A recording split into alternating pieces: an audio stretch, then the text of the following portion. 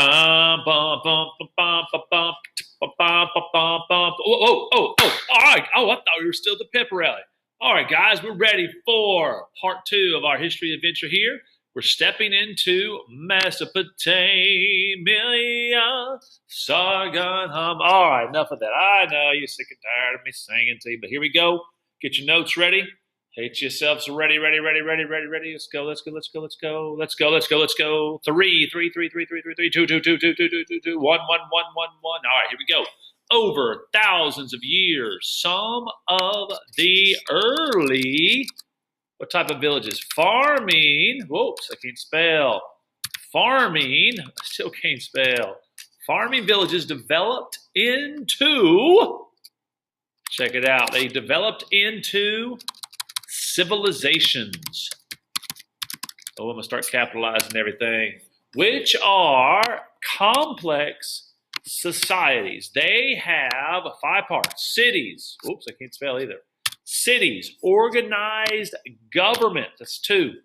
Art. That's 3. They have religion. And they have class divisions and a writing system. All right. Welcome to the first civilizations. We'll talk about Mesopotamia. All right. So, why are river valleys important? They are very important. They call these the river valley civilizations. So here we go. Let's talk about why. The first civilizations arose in, and just said it's right above this word, river valleys, because, oh, that's backwards right there. Let's fix that. Because, I can't get it right. Because the farming conditions made it easier to feed large numbers of people.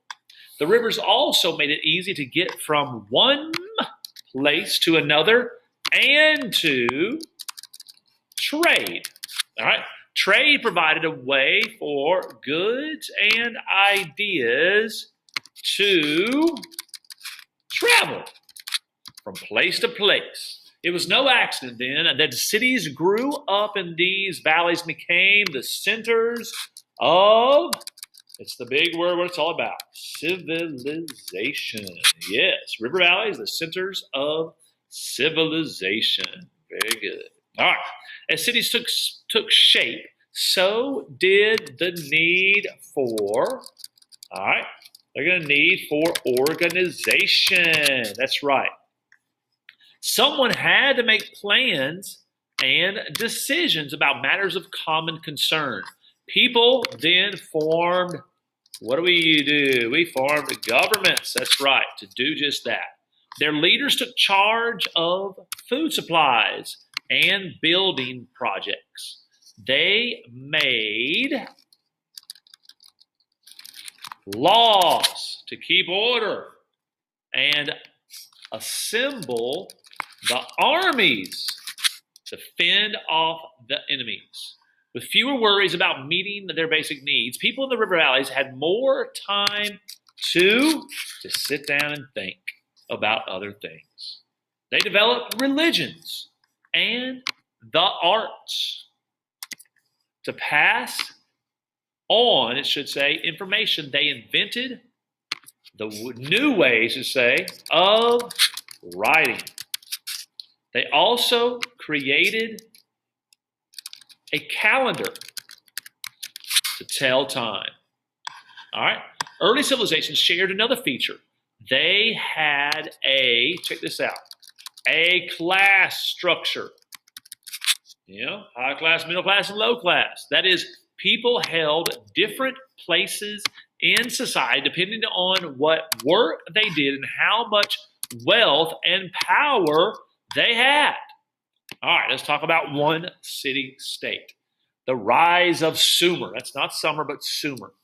The earliest known civilization arose in what is now southern, where is this? Right in the Middle East, famous place, Iraq. Everybody hears that all the time. On a flat plain bounded by the, it means between the Tigris and the Euphrates River. The Euphrates River. That's right. The Euphrates River. Bounded by the I can't spell. The Euphrates River. All right. This area was called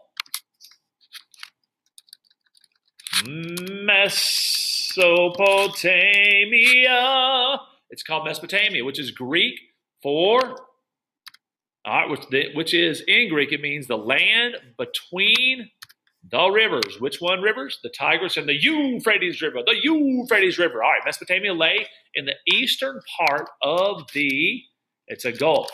The Persian Gulf. That's right, the Persian Gulf, which is a curving, I just lied to y'all. It's not the Persian Gulf. I'm sorry. It's the Fertile Crescent. The Fertile Crescent. Yes, it lies in the Fertile Crescent, which is a curving strip of land that extends from, the Mediterranean Sea to the Persian Gulf. That's where the Persian Gulf is. All right. Mesopotamia had a hot, dry climate. All right. In the spring, the rivers often, this is what it's all about right here, the flooded. You're thinking, that's not good. But when they did, they were leaving behind the rich soil or silt for farming. The problem was that the flooding was unpredictable. It might flood for 1 year, but not the next. I always call them rivers of life and death. They will sometimes bring life with the fertile soil, sometimes death because it didn't bring us the soil. Every year, farmers worried about their crops. They came to believe they needed who would they look to for help? They looked to the gods to bless their efforts. All right. Oh, something's going on here. All right. What were city-states? All right, two more topics. Sumerian cities were isolated, from each other by geography. Beyond the areas of settlement lay mudflats and patches of scorching desert. All right. This terrain made travel and communication difficult. Each Sumerian city and the land around it became a separate city-state. All right. It had its own, this is the city-state now, government, and was not part of any larger unit. Sumerian city-states often went to war with one another. They fought to gain, what were they trying to gain? Glory and to control more territory. For protection, each city-state surrounded itself with put up a wall. Because stone and wood were in short supply, the Sumerians used river mud as their main building material. They mixed the mud with crushed reeds, or it's a type of grass. Reeds are spelled like that. Formed mud bricks and left them in the sun to dry. The hard, waterproof bricks were used for walls as well as homes and temples and other buildings. All right, some still exist today. That's amazing. Last topic for the day. Here we go. Gods and rulers. The Sumerians believed in many gods. All right. They were polytheistic. Each was thought to have power over a natural force or a human activity like flooding, for example. The Sumerians tried hard to please their many gods. They built a grand temple called, you see it right there below, called ziggurats. All right, to the chief god. The word ziggurat means mountain of God or hill of heaven, with tiers like a giant squares of a wedding cake. The ziggurat dominated the city view.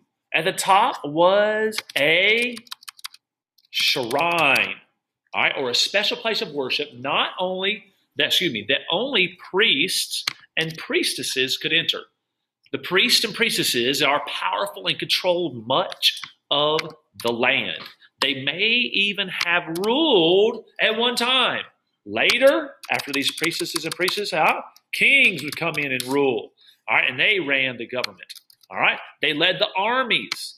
They organized building projects. The first kings were probably war heroes, a lot like our presidents. Their position became hereditary. That is, after a king died, his son took over. Very good. There's your introduction to Mesopotamia. I hope you're excited. See you later.